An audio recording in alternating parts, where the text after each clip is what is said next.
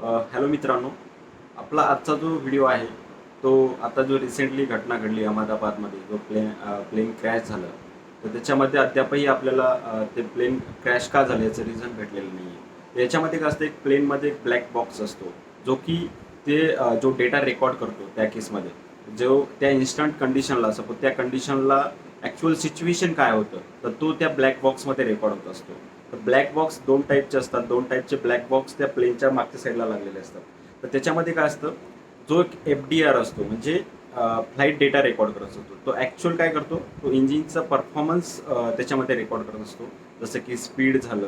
आणि दुसरी गोष्ट म्हणजे त्याचं नेव्हिगेशन म्हणजे सपोज इन्व्हायरमेंट झालं, रडार झालं, डायरेक्शन झालं, ह्या गोष्टी तो रेकॉर्ड करत असतो.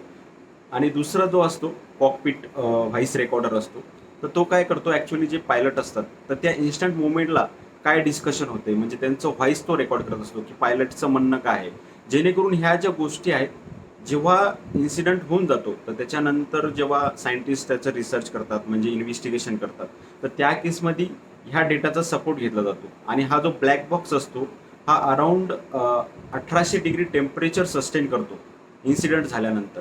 ठीक आहे. आणि दुसरी गोष्ट म्हणजे याचा जो कलर असतो तो ऑरेंज असतो. आणि हा टायटॅनियम किंवा स्टेनलेस स्टील या मटेरियलपासून बनलेला असतो.